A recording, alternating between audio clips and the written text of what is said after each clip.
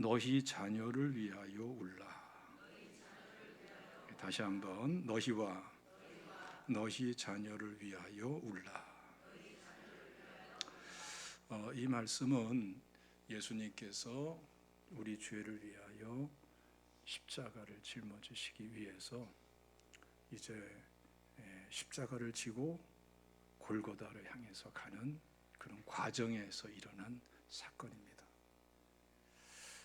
지금 이 장면이 벌어지는 그 실질적인 위치는 지금도 소위 말하는 비아 돌로로사라고 해서 고통의 길이라고 해서 지금도 약 800m 되는 거리인데 예수님께서 십자가를 짊어지고 가시다가 쓰러지고 했던 그 길 자체를 하나의 중요한 그런 기념적인 거리로 만들어서 지금 함께 경험하고 있는 그러한 그 길이기도 한 것입니다. 근데 여기서 특별한 인물이 한 사람이 나오죠. 구레네 사람 시몬이라는 사람이 나와요. 이 구레네라는 것은 그 북아프리카의 북동쪽에 있는 도시 이름인데 지금으로 말하면 리비아의 수도 트리폴리라는 그 지역에 해당되는 명칭이었습니다. 그러니까 이 사람은 아프리카 사람이고 흑인이고 근데 지금 예루살렘에 온 거예요. 근데 사도행전 6장 9절 말씀 보면은 이 당시에도 여러 인종들이 모여서 또 하나님께 개종을 하고 하나님을 섬기는 그런 회당이 있었어요. 그러니까 이 구레네 시몬은 그와 관련해서 지금 예루살렘에 유월절을 맞이해서 온 것이 아니냐 이렇게 일반적으로 해석을 합니다. 근데 이제 구레네 시몬과 관련해서 특별한 사건이 있습니다. 오늘 말씀 보면은 이 구레네 시몬이 예수님의 십자가를 대신 짊어져 주는 그런 내용이 나옵니다. 여기에 대한 구체적인 내용이 우리 좀 함께 읽어볼 필요가 있는데요. 마가복음 15장 21절에 나옵니다. 한번 다 같이 읽어보겠습니다. 시작. 마침 알렉산더와 루포의 아버지인 구레네 사람 시몬이 시골로부터 와서 지나가는데 그들이 그를 억지로 같이 가게 하여 예수의 십자가를 지우고.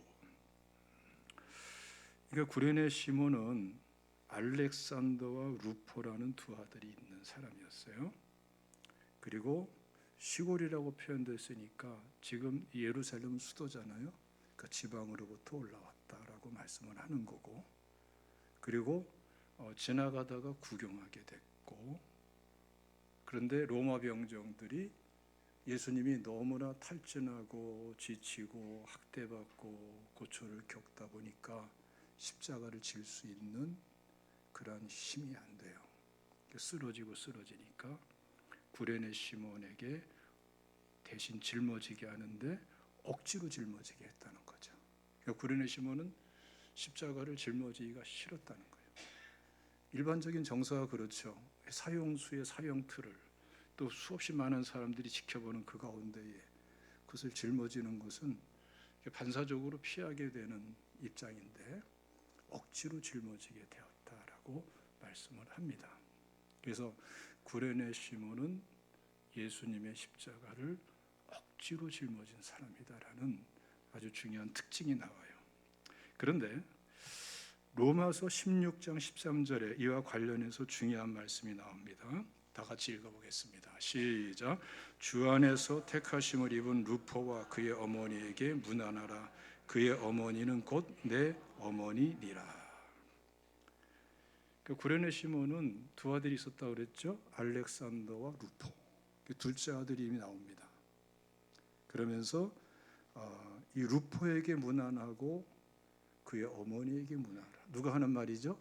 사도 바울이 로마서를 마무리하면서 인사를 전하는 거예요. 사실 이 루포라는 사람은 실질적으로 교회사적으로 보면은 초대교회의 아주 저명한 그러한 지도자로서 그렇게 이름이 많이 알려진 아주 귀한 사람인 것을 볼 수가 있습니다. 또 더 놀라운 것은 그의 어머니에게 문안하라고 그러죠. 그러니까 구레네 시몬의 부인인 거예요. 그러면서 그의 어머니는 나의 어머니다. 그러니까 육신의 어머니란 얘기가 아니라 사도 바울에게 신앙의 어머니다. 사도 바울이 뒤늦게 다메섹으로 가다 예수님 만나고 예수님을 영접했는데 그 후에 사도로 세워지는 과정에서 사도 바울에게 결정적인 역할을 한 사람 중에 누가 있다는 거예요? 이 구레네 시몬의 어머니가 있다라는 거예요. 그러니까 이런 내용들을 볼 때에 비록 구레네 시몬은 구경하다가 로마 병정들에 의해서 억지로 예수님의 십자가를 짊어지게 된 사람이지만 그것이 계기가 돼가지고 예수님을 영접하고 그리고 온 가족이 구원받고 또 가족들이 믿음의 사람으로 놀랍게 성장을 하고 초대교회 영향을 끼칠 뿐더러 사도 바울에게까지도 결정적인 그러한 역할을 하게 되는 정말 탁월하고도 특별한 가정으로 세워지게 되는 걸 볼 수가 있어요. 그래서 우리가 하나님의 은혜가 어떻게 주어지는가라는 것을 우리가 너무 쉽게 생각하면 안 돼요. 하나님의 은혜는 내가 생각하는 방식대로만 주어지는 게 아니고 내가 원하는 방식으로만 주어지는 것도 아니고 내 계획대로 되는 것만도 아니에요. 하나님의 은혜는 그야말로 은혜의 원리에 의해서 주어지는 거예요. 어떻게 주어질지 몰라요. 근데 심지어는 억지로 짊어진 십자가를 통해서도 하나님의 은혜는 이렇게나 풍성하게 주어진다. 그래서 하나님의 은혜의 핵심은 하나님의 일에 참여자가 될 때에 하나님의 은혜는 상상 이상의 큰 은혜로 주어진다. 여러분, 예수님께서 혼인잔치에서 가나 혼인잔치에서 물이 변하여 포도주가 되도록 하실 때도 어떻게 하셨죠? 기가 막힌 말씀이 나와요. 그 물이 변하여 포도주가 된 것을 아무도 몰라요. 연회장도 몰라요. 누구는 알지요? 물도온 하인들은 알더라. 이 참여자에게 주어지는 특별한 은혜가 있다라는 것을 이렇게 말씀을 하는 거예요.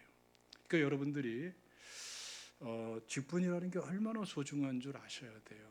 내가 부족해도, 때에 따른 힘들어도, 때에 따른 마음이 내키지 않아도, 때에 따른 감정이 따르지 않아도 이거 뭐 억지로 해서 될 것인가 이런 생각이 들어도 그것을 뛰어넘고 내게 주어져 있는 작은 직분을 감당하고자 할 때에 참여자가 되고자 할 때에 주의 몸의 지체로서 자신의 위치, 자신의 역할에서 정말 주어진 것을 감당하고자 할 때에 비록 작은 것이지만 상상할 수 없는 하나님의 은혜가 하나님의 섭리 속에서 주어진다.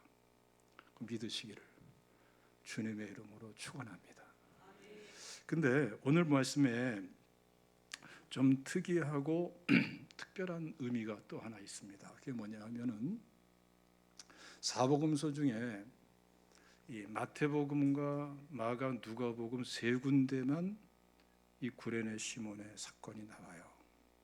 그런데 구레네 시몬이 예수님의 십자가를 짊어지는 이 내용이 오늘 본문에 나오는 예루살렘 여인과 연결해서 같은 문맥을 이루면서 말씀하는 것은 본문에서만 나와요.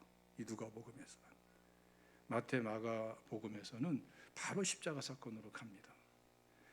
그 성령의 감동으로 말씀을 기록하게 하셔서 기록된 말씀인데, 그럼 하나님께서 누가를 통해서 이 말씀을 기록하게 할 때에 말씀의 맥락이 어떻게 이어지게 했다고요? 구레네 시몬 사건과 바로 이어서 예루살렘 딸들에 대한 메시지가 이어지는 거예요. 나를 위해 울지 말고 너희와 너희 자녀를 위해서 울라. 이렇게 말씀이 이어지는 거예요. 그럼 구레네 사건의 핵심이 뭐였습니까? 구레네 시몬은요, 짊어지기 싫은 십자가를 짊어진 거예요. 억지로 짊어진 십자가예요. 우리가 그냥 간단히 생각하면은 우리 자신을 위해서 울고 우리 자녀를 위해서 우는 것이, 울 일이 있으면 울 것 같지요? 울 일이 있으니까 우는 게 아니냐. 정말 울 일이 있으면은 울 수밖에 없지 않겠느냐. 이렇게 생각하기 쉬운데 사실은 그렇지가 않습니다. 한 번 더 생각해 보세요. 마땅히 눈물을 쏟아야 될 일인데, 마땅히 울어야 될 일인데, 자기 자신을 위해서도 울어야 되고 자녀를 위해서도 울어야 되는데 사실은 울기 싫어요. 울지 않아요. 우는데 진정성도 갖기가 어려워요. 그게 인간이에요. 그게 인간의 죄성이에요. 여러분 생각해 보세요. 여러분 자신을 위해서 정말 울어야 될 것을 위해서 울었습니까? 그때마다 다 울었습니까? 자녀를 위해서 정말 울었습니까? 어떻게 울었습니까? 생각해 보시라고요. 여러분, 이 우는 문제에 대해서 본문은 하나님께서는 이 누가를 통해 가지고 어떻게 말씀을 연결시켜서 전하고 계시다고요? 구레네 시몬이 예수님의 십자가를 짊어지기 싫은데 억지로 짊어지는 이 사건과 연결시켜서 말씀을 하는 거예요. 그러니까 우리가 울어야 될 사건일수록 울기가 싫어요. 그게 인간이에요. 울지 말아야 될 사건은 막 울고 싶어. 그게 인간이에요. 광야 이스라엘 백성들 보십시오, 여러분. 아니 세상에 그 60만, 장전만 60만, 전체 따지면 보통 200만에서 250만 되는 사람들이 통곡하고 우는 게 뭐예요? 마늘이 없다고 울어. 이런 기가 막힌 일이 있나? 아침마다 주시는 만나를 먹으면서 배고픔이 없으니까 이제는 마늘이 없다고 울어. 옆에 그런 사람이 있어 한번 때려주고 싶겠죠. 그렇죠? 그런 기가 막힌 현실이 일어나. 진짜 울어댈 게 뭔데? 지금 광야에서 진짜 울어댈 게 뭔데? 예? 뭘 가지고 울어야 되는 겁니까? 여러분, 광야길을 가는 사람들이. 예? 블레셋 길로 가면은 그냥 불과 2주간이면 가나안 땅에 들어가는 거예요. 고센 땅에서 짧은 거리예요. 그런데 글로 못 가잖아요. 왜? 믿음이 준비가 안 돼서. 그러니까 하나님께서 믿음 준비시키냐고 빙빙 돌리고 있는데 믿음 준비가 안 된 것을 울어야 될 텐데 마늘이 없다고 운다니까요. 그게 누구예요? 어떻게 알았어? 다시 한번 너무나 감사하네요. 그게 누구예요? 아유, 역시 우리 제자교회 성도님들이 실력이 있어요. 통찰력이 있고. 그게 우리 인간이란 말이에요.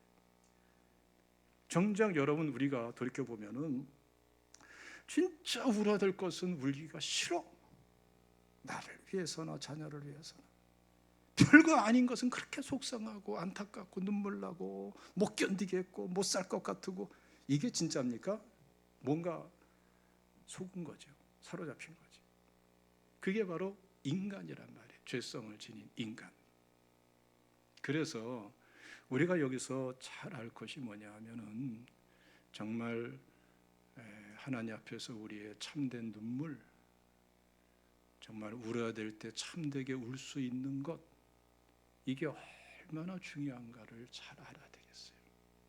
여러분, 참된 눈물 속에는 하나님의 참된 은혜가 있고요, 하나님의 기도 응답도 있고요, 축복도 있는 줄로 믿으시기를 축원합니다. 히스기야에 대해서 하나님 말씀하시잖아요. 열왕기하 20장 5절 말씀 보면은 내가 내 기도를 들었고 내 눈물을 보았노라. 내 기도를 들은 것으로 끝나지 않고 내 눈물을 보았노라. 이게 참 감동이 되는 거예요. 왜냐하면은 하나님께서는 우리의 기도를 받으실 때에 지식 정보 차원에서 받지를 않으세요. 하나님과의 관계성 속에서, 그렇죠? 우리의 진정성을, 우리의 중심을 받으시면서, 그러니까 하나님은 우리에게 진심을 나누길 원하시고, 그래서 하나님은 우리에게 진정성을 가지고 우리를 찾아와 주시는데, 나도 진정성을 가지고 주님께 나가서 기도하길 원하고, 우리는 아파도 죽게 됐어도 진정성을 갖기가 어려운 그러한 인간, 죄성의 특성이 있단 말이죠. 그것을 잘 헤아리면서 진정성을 가지고, 그래서 눈물의 기도가 중요한 거예요. 기도를 하되 눈물이 담긴 기도. 슬프고 고통스럽고 아프고 괴로운 문제를 통해서도 눈물의 기도를 할 수 있지만, 감사한 것도 은혜로운 것도 얼마든지 눈물이 담기죠. 또 간구할 것도, 앞으로의 일에 대해서도 하나님께 나가며 나갈수록에 내 진정성이, 내 진심이 담겨서 하나님의 진심과 통할 때에 우리에게는 뭐가 있어요? 눈물이 있어요. 눈물이. 그래서 좀 울 줄 알아야 돼요. 우리 그리스도인들은 눈물이 많아야 돼. 믿습니까? 눈물이 많아야 돼요. 눈물이 메마른 그리스도인들은 좀 잘 생각해 봐야 돼요. 네. 한 달이 지나도 눈물 한 번 쏟아보지 못했다. 그거 남자다운 거 아니에요. 강팍한 거지. 믿습니까? 예? 눈물이 많아야 돼. 진짜 멋있는 크리스찬 남성은 어떤 사람? 참된 눈물이 많은 사람, 은혜의 눈물이 많은 사람, 성령의 감동의 눈물이 많은 사람.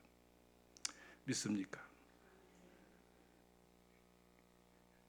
한 달, 두 달 지나도 눈물 한번 쏟아보지 못하신 분들은요,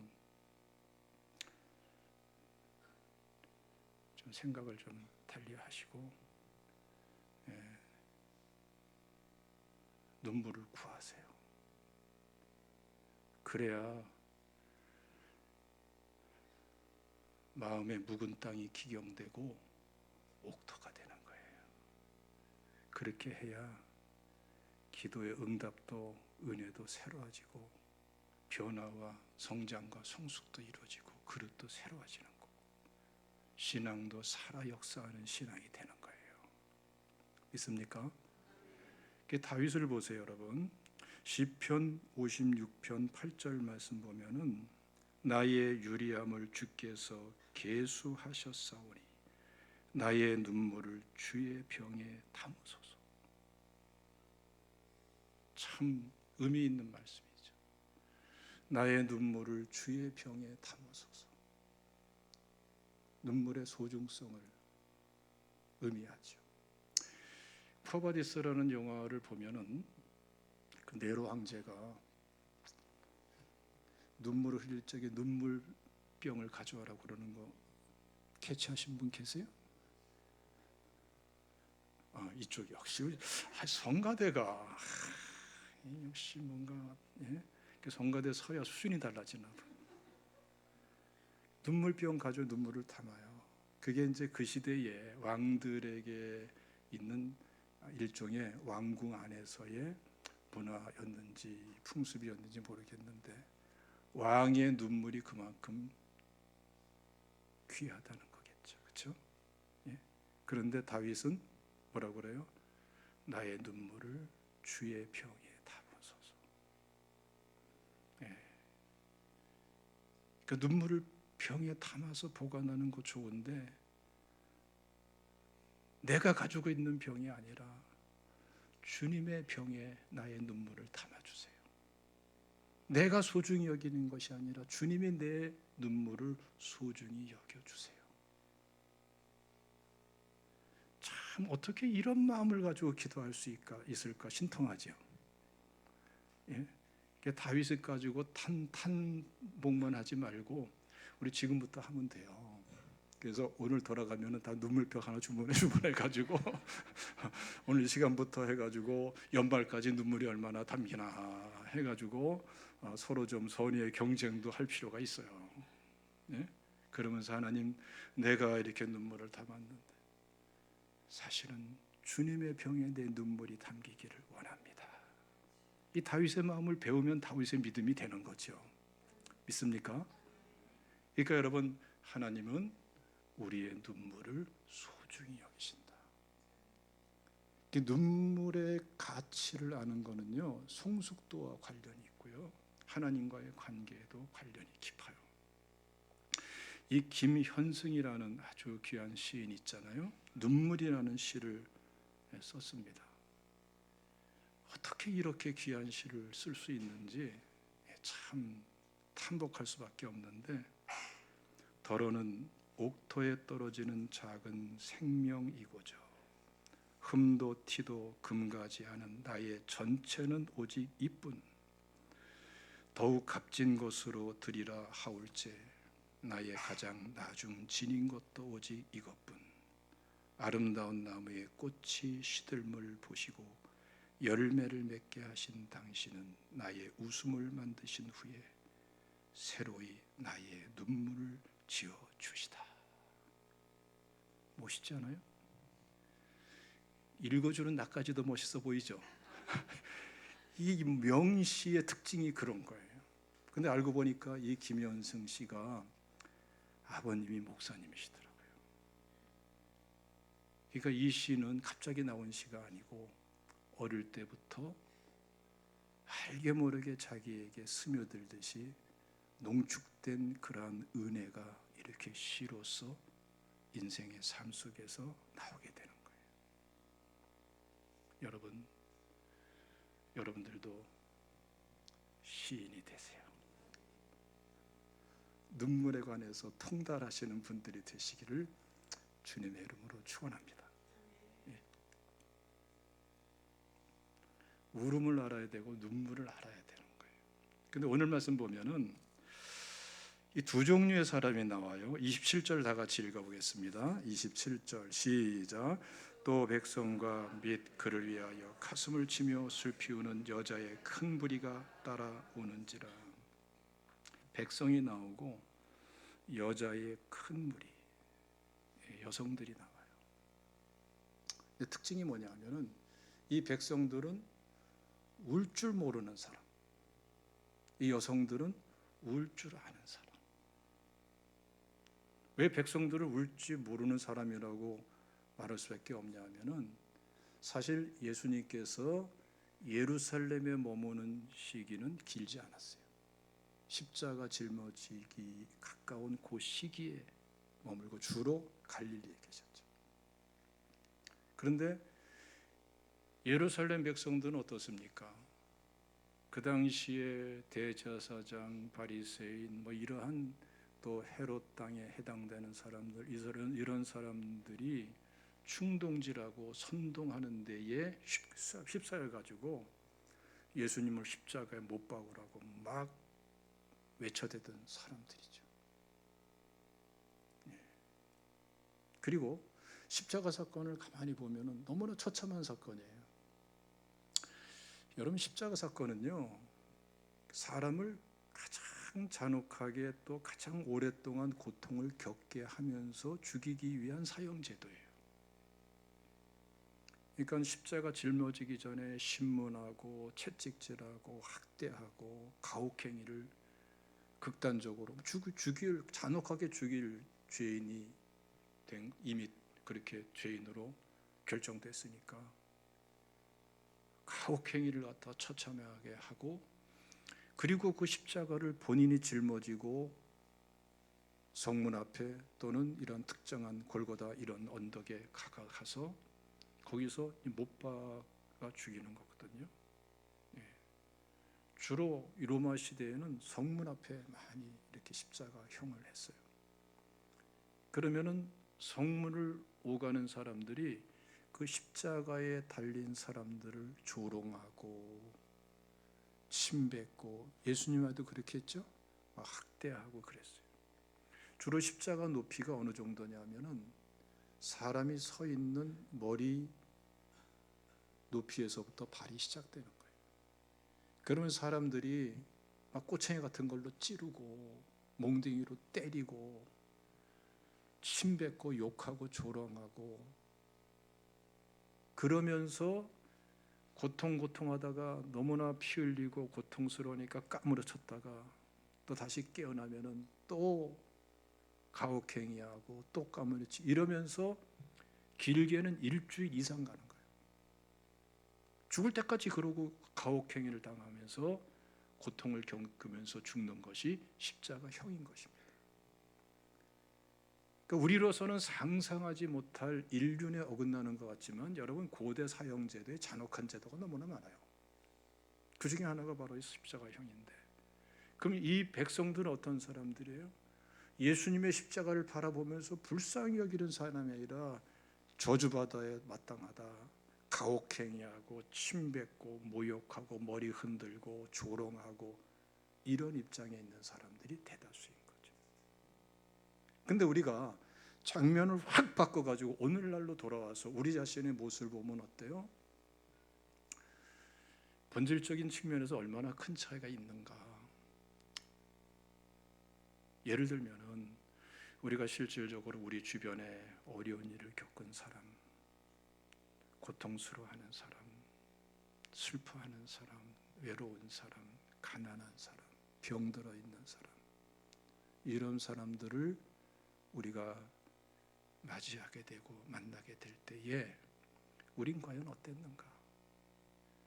그걸 같이 슬퍼했는가? 같이 아파했는가? 같이 고통스러워했는가? 아니면 나는 선을 그어버렸는가? 네 문제는 네 문제고 나는 나고, 네 고통은 네 고통이고 나는 거기에 같이 얽히기 힘들어, 싫어, 이러고 살아오진 않았는가? 이런 사람들의 공통적인 특징이 뭐예요?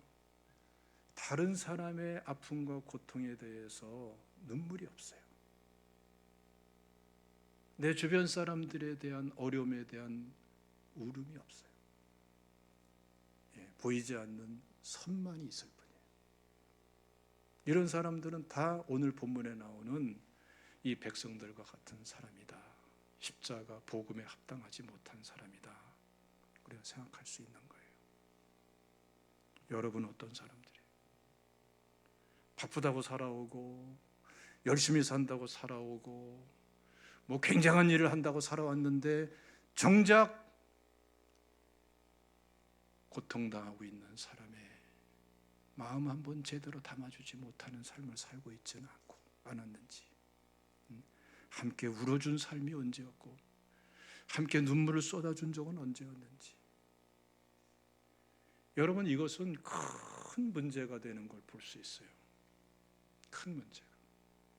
예수님께서는 여러분, 이 본문 하반절 말씀 보면은 예루살렘의 심판에 대해서 말씀합니다. 실제로 예루살렘이 AD 70년에 멸망을 합니다. 로마의 디도 장군을 중심으로 해서 5군단, 10군단, 15군단, 3개 군단이 쳐들어와요. 4개월간에 걸친 그러한 전쟁을 통해서 예루살렘이 함락이 되는데, 그냥 함락이 되는 게 아니에요. 예루살렘에 있는 사람들이 처참하게 도륙을 당합니다. 여행이 피해가지고 산속으로 숨은 사람들이 있어요. 기록들이 지금도 다 있습니다. 몇백 명씩 숨어서 골짜기에 숨었는데 놀라운 일이 벌어져요. 산사태가 일어나서 그냥 매몰돼 버려요. 그러니까 여러분, 이것은 로마 군대 때문에 망한 게 아니야. 하나님의 심판이 로마 군을 통해서 이렇게 벌어진 거예요. 오늘 말씀의 맥락을 따라서 보면은 왜 벌어졌어요? 이 백성들의 강팍함, 예수님을 십자가에 못 박으러 외쳐대고 십자가에 못 박혀 달려있는 예수님을 조롱하고 침뱉고 머리 흔들고, 다시 말하면 다른 사람의 아픔에 대해서 함께 아파할 줄 모르고 긍휼이 없어서 그야말로 긍휼이 없는 자에게는 긍휼이 없는 심판이 임하는 역사가 역사적으로 나타난 거예요. 오늘 우리나라는 여러분 계속해서 전쟁 얘기가 나오고 있죠. 대만을 중국이 침공하면은 북한이 동시에 침공할 것이다. 아니다. 이렇게 될 것이다. 뭐 굉장한 여러 가지 시나리오들이 나오고 있어요. 한시도 안심하게 편안하게 살 수 있는 그런 환경이 아니에요. 그런데 우리는 정작 하나님이 주권적으로 섭리하시면서 어떻게 역사를 다루시는가에 대해서 무관심해요. 하나님은 우리가 긍휼에 합당한 사람이 되길 원하세요. 여러분, 이때에 한국교회가, 한국 그리스도인들이, 아니 우리 제자교회 성도님들이 진짜 하나님 앞에서 긍휼이 없는 심판을 피할 수 있는 길은 무엇일까요? 서로 긍휼히 여기는 거예요. 먼 데 있는 사람 생각하기보다도 가족들 좀 불쌍히 여기세요. 각 세론들끼리 각 기관에서 서로 성도들 간에 긍휼히 여기세요. 저 사람의 눈물이 내 눈물이 될 수는 없습니까? 저 사람의 아픔이 내 아픔이 될 수는 없는지, 왜 내가 내 문제만 붙잡고 눈물 쏟으려고 울려고 그러는지, 왜 다른 사람의, 가까운 사람의, 매일 만날 수 있는 사람의 아픔에 대해서는 눈물이 없는지. 이거 여러분, 이거는 그 사람과 나와의 관계에서가 아니라 하나님과 나와의 관계에서 고민해야 될 것이고요, 결산해야 될 내용인 거예요. 이건 결코 복음에 합당한 자세가 아니거든요.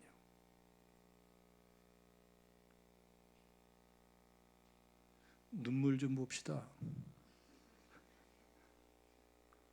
울음소리 좀 들어봅시다. 믿습니까? 복음으로 갑시다. 근데 여기서 보면은 이 예루살렘의 여인들이 나옵니다. 이들이 하나 둘 모여들면서 큰 무리가 됐어요. 예수님께서 가시는 그 십자가의 길을 따라가면서 슬피 울어요. 그리고 가슴을 치면서 울어요. 근데 예수님께서 뜻밖의 말씀을 하죠. 예루살렘의 딸들아, 나를 위해서 울지 말아라. 너희와 너희 자녀들을 위하여 울어라. 너희들 나를 위해서 울 때가 아니고 나를 위해서 울어야 되는 게 아니다. 너희를 위해서 울어야 된다. 왜 그럴까요? 예수님은 여러분 기본적으로 예수 그리스도가 짊어진 십자가는 고통스러운 십자가인 것은 맞지만, 그러나 예수님은 예수님의 십자가를 짊어지기를 원하셨던 분이에요.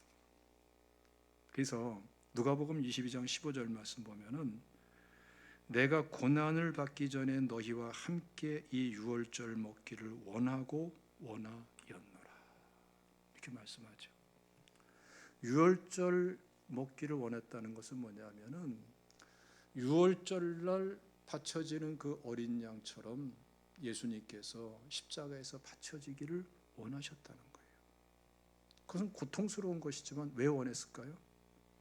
그래야 우리의 죄를 대속할 수 있기 때문에, 속량할 수 있기 때문에, 우리가 죄에서 구원받을 수 있기 때문에, 자녀가 될 수 있기 때문에, 그것이 너무나 소중하기 때문에, 다른 방법이 없기 때문에 십자가 짊어지기를 원하셨다는 거예요. 여기에는 깊은 사랑이 있는 거죠. 이 사랑을 점점 더 많이 이해하시기를 주님의 이름으로 축원합니다. 요한복음 12장 23절 말씀 보면은 인자가 영광을 얻을 때가 왔도다. 이것은 어느 시점을 말하냐면은 십자가가 점점 가까이 다가왔을 때에 하시는 말씀이에요. 인자가 영광을 얻을 때가 왔도다. 그러니까 예수님은 십자가를 영광으로 삼으신 거예요. 십자가는 치욕과 고통과 저주의 십자가지만 우리의 저주, 죄를 대신 저주받고 짊어지는 십자가지만 그 결과가 죄에서 자유함, 구원의 은혜, 하나님의 자녀됨의 놀라운 은혜로 우리에게 주어지기 때문에 예수님께서는 그 십자가를 영광으로 삼으시는 거예요. 그러니까 여러분, 우리가 예수 믿고 구원받고 죄를 회개하고 죄에서 자유케 되고 참 예배자가 되는 게 하나님께는 뭐예요? 그게 영광인 거예요. 그러니까 예수님 십자가를 짊어지시기를 원하셨던 분이세요. 믿습니까? 예. 그렇기 때문에 예수님은 나를 위해서 울지 말라 그러는 거예요. 특별히 지금 이 예루살렘 여인들을 향해서 이렇게 말씀하실 적에는 예루살렘 여인들은 사실 예수님에 대해서 많이 알지를 못해요. 예루살렘에 머물러 있는 기간이 매우 짧았기도 하고 여러 가지 정황이 그래요. 이들의 눈물은 어떤 눈물이에요? 불쌍해서 우는 거, 불쌍해서. 너무나 처참하니까 그냥 막 감정이 복받쳐서 우는 거예요. 어떻게 사람을 저렇게 다룰 수가 있는가? 이건 개 돼지만도 더 못할 정도로 저렇게 처참하게 만들 수가 있는가? 안타까워서 막 그냥 감정이 복받쳐서 우는 사람들이 모여들고 따라가면서 울고 있는 거예요. 가슴을 치면서. 근데 여기는 뭐가 문제죠? 아무리 그들의 눈물이 참된 진심을 담긴 참된 마음이 담긴 눈물일지라도 이 눈물은 그냥 불쌍해서 우는 거예요. 불쌍해서. 감정적인 눈물이에요.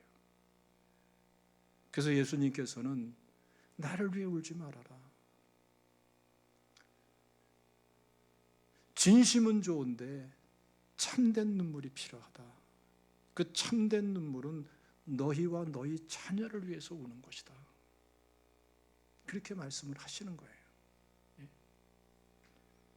여러분, 한번 생각해 보세요. 여러분들 자녀를 위해서 울고 있습니까? 일주일은 뭐 짧다고 하더라도 지난 한 달 동안 자녀를 위해서 울어본 적 있어요? 손 들어보라고 그럴까요?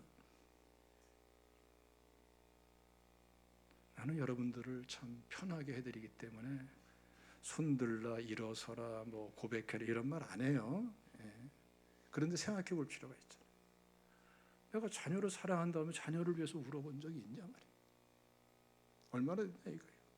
그럼 애들이 다 잘 돼서 다 편안해서 자 그럴듯해서 다 애들이 문제가 없어서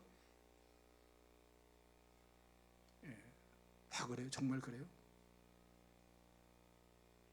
위험하고 안타깝고 큰일 났구나. 이러한 모습들을 바라보면서도 자녀를 위한 눈물이 없어. 죄에 사로잡혀 있고 악한 습관에 빠져 있고 더 큰 문제를 향해 나아가고 있고 악한 영에 사로잡혀 있고 휘둘리고 있는데 눌려 있는데 눈물이 없어. 울지를 않아. 이게 안 믿는 사람이라면 뭐 그렇다 하는데 믿는 부모가 자녀의 영적인 문제, 내적인 문제, 정신적인 문제, 인격적인 문제, 삶의 습관의 문제, 도덕적인 문제, 죄의 문제를 바라보면서도 눈물이 없어. 울지를 않아. 이건 여러분 안 우는 거기도 하지만 못 우는 거기도 해요. 그만큼이나 굳어져 버렸어. 하나님 마음과 다른 마음이 돼 있어.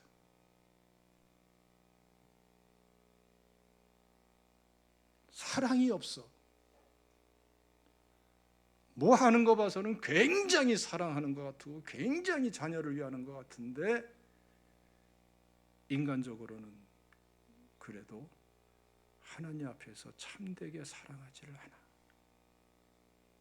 쓸데없는 것 가지고는 굉장한 걱정을 하고 뭐 굉장히 해주려고 그러는데 진짜 자녀에게 필요한 부분에 대해서 기도해야 될 부분에 대해서, 울어야 될 부분에 대해서, 눈물이 쏟아져야 될 그런 부분에 대해서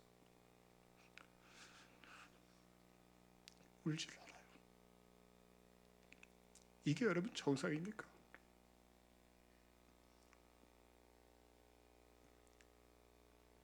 예수 믿고 구원받았는데 어느새 심령은 강팍해지고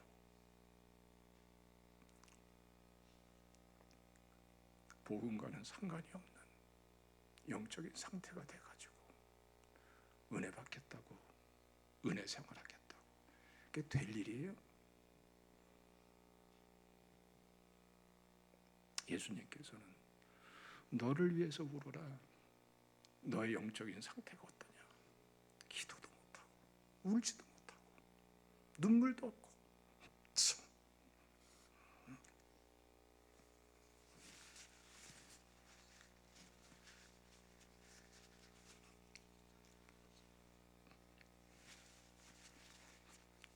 그래도 저는 울잖아요.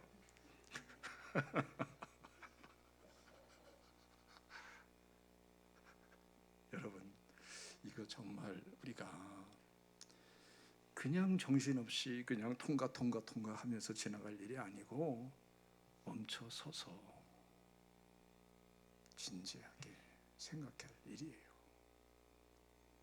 예수님께서는 너희를 위해서 울어라, 너희 자녀를 위해서 울어라 말씀하십니다. 지금도 말씀하시는 거예요. 예수 그리스도는 어제나 오늘의 영원토록 변함이 없으신 분이세요. 믿습니까? 예, 그러니까 여러분, 오늘부터 우리 제자교 성도님들은 막 우세요.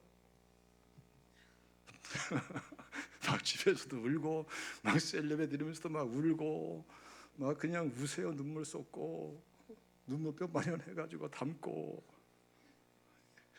예, 울음바다, 눈물바다, 눈물에 호들갑 좀 떨어보자고요. 믿습니까? 복음에 합당한 눈물이 있어야 되는 거예요.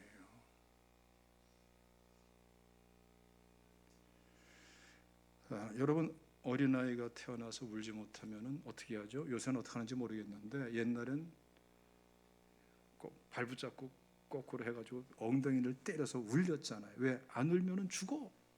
숨을 못 쉬어서. 울지 못하는 순간이 조금 지나면 숨 막혀 죽는 거예요. 또 한 가지가 있더라고요. 저 고속도로 올라가는데 오른쪽에 양상동이라고 아시죠? 제가 한 6, 7년 전에 거기 한번 가본 적이 있는데 그 골짜기마다 뭘 키우더라고요. 그래서 도대체 이게 뭘 키우나 보니까 개를 키우더라고요. 그건 뭐 애완용, 반려견 이런 걸 키우는 게 아니라 저 보신탕 집에 보내질 그러한 식용 개들을 사육하더라고요. 그건 굉장히 많이 들어가더라고요. 그런데 조용해. 개들이 너무나 조용해. 짖지를 않고 울지를 않아. 예? 짖지도 못하고 울지도 못해요. 알고 보니까 짖지도 못하고 울지도 못하게 성대를 다 수술해 버린 거예요. 그런 상태에서 사료를 계속 먹여. 아침에 일어나면 밥 줘, 점심에 밥 줘, 저녁에 밥 줘. 살만 디룩디룩 띄워. 잘 먹고 잘 사는 것 같아 보이는데 조금 있으면 어디로 가요? 이 보신탕 집으로 가는 거예요. 참 이 상징성이 있더라고요.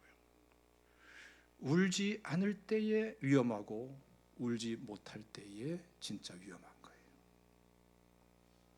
울어야 될 그때 울지 못하고 흘려야 될 참된 눈물을 흘리지 못할 때는 그 다음 시간에는 심판이 따라오는 거예요. 물어보겠습니다. 울어야 되겠어요? 안 울어야 되겠어요? 눈물이 있어야 되겠어요? 없어야 되겠어요? 있어야 되겠어요? 지금부터 우세요. 눈물을 쏟읍시다. 하나님께서 여기에 약속된 특별한 은혜를 허락해 주실 줄로 믿습니다. 다윗은 아는 거예요.